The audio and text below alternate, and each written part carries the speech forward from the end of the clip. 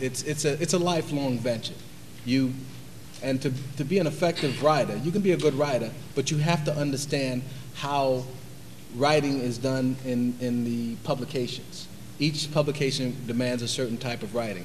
And once you become a master of those, but first of all, you just have to have good English basics. And then you learn the specifics of how to put together a press release, how to do all the workhorses, how to do an op-ed piece, how to do a feature story. All those types of things really help out. But it grows in time. Mm-hmm. The more you work at writing, the better you become. It's not something you just grade all of a sudden, because even those people that were great young, they wrote a lot as young people. Okay, well, thank you. We'll see you later in the Q&A session. Okay, appreciate it. All right.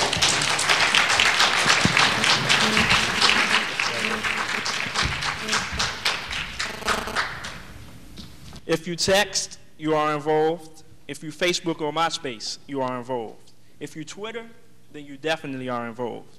If you ever play a game, turn on a computer, use a pump at many gas stations, you are involved in emerging media. Emerging media is any new source of computer-mediated communication. From UPI.com, the online news agency, help me welcome Ms. Kristen Vogt. And from The Flow on IM4RadioDC.com, let's welcome Mr. Cleveland Spears.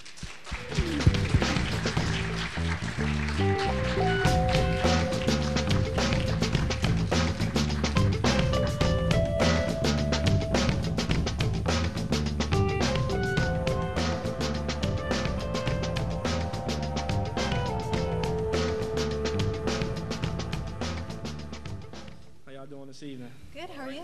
Ms. Vogt, can you briefly tell us a little bit about yourself? Sure. My name is Kristen, and I work for United Press International as director of their online video news department. And I've been there for a little over 3 years now. Mr. Spears? I'm Cleveland Spears from the IM4 Radio Broadcasting Network. I'm the general manager. It's an online radio station. We pretty much function like an FM station. And we have about 35 on-air personalities and about 100,000 listeners right now. Okay. Right down the street in Largo, Maryland. Okay. Yeah. Down the street? Yeah. Okay. First question, Ms. Vogt.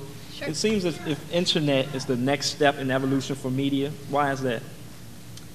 Everyone wants to go online. There's so much information out there online.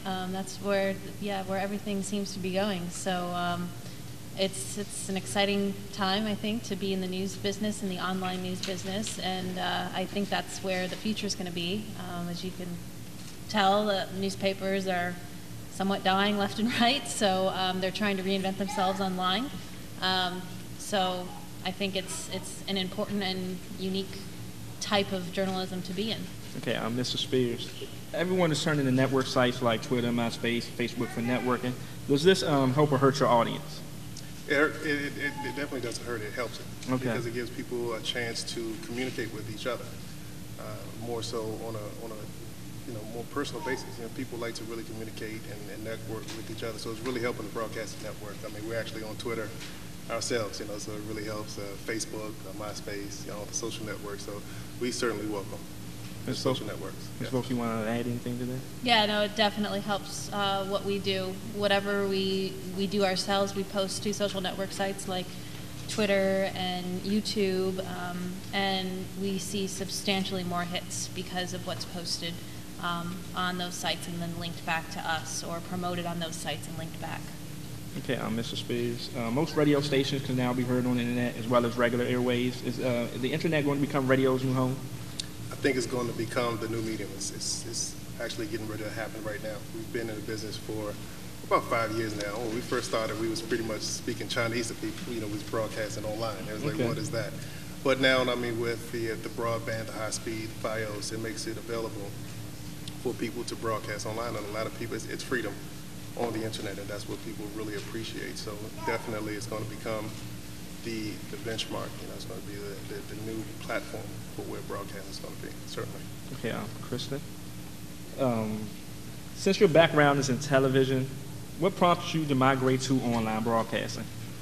It really wasn't my choice. It was a matter of not having a job or taking a job in the online business, and I opted to move into that because my previous job in TV was going away. So it was a great transition, but I can't say that it was a choice between TV and online. It was more of an immediate decision that I had to make.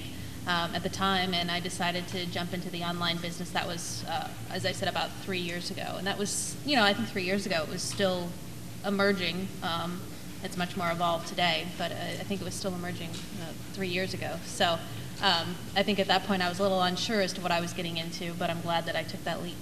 Do you find it any major differences in delivering your news stories online and on TV?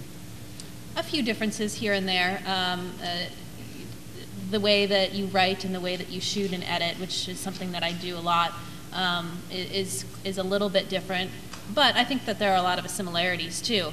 You definitely have to think about your audience though, because usually writing or doing something for a TV audience is somewhat defined, whether it's local or national. But for an online audience, you are telling a story to the whole world. So you have to keep that in mind, that anyone can view what you're producing.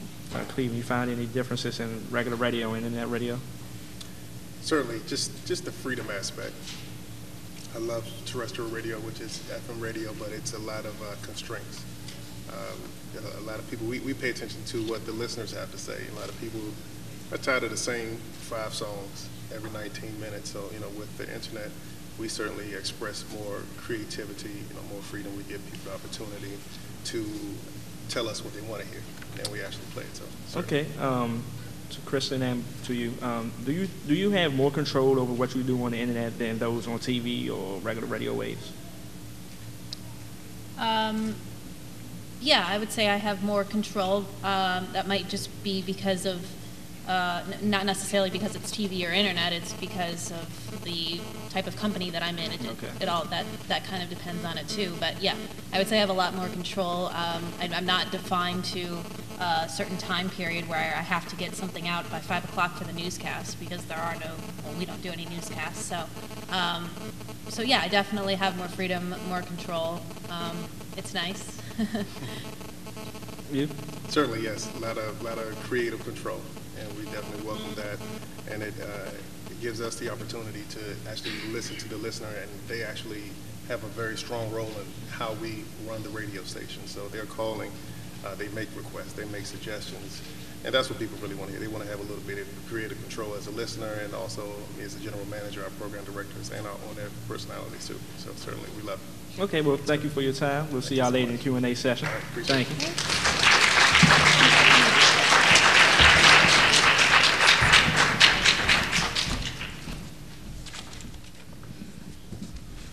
Lights, camera, action. The 3 words most synonymous with the film medium. This medium has evolved from silent films like Birth of a Nation to big budget movies like Transformer 2. It ranges from animation to adventure, from drama to documentaries, from B-movies to biopics, and has ratings from G to NC-17. To help us learn more about the film industry, please welcome Mr. Keith Garside, producer of DeSale Productions, Mr. Calvin Thomas, technical director of DeSale Productions, and Ms. Gaynell Evans, producer.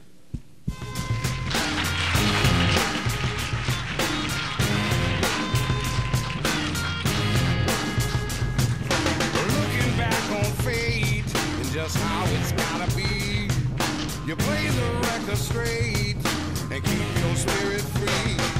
Your mind will start to wander. How y'all doing this evening? Pretty good. How are you?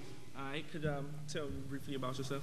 My name is Keith Garside. I'm the writer, director, and composer for DeSale Productions. We are the gospel movie company. We make gospel movies, though not musicals. We have done 3 movies. 2 are in national distribution. We've just finished a project, and we'll be starting a new project soon. Okay, that's Evan. I'm Calvin Thomas. I'm the technical director for DeSale Productions, and that's kind of a fancy name for doing all the other things that need to be done.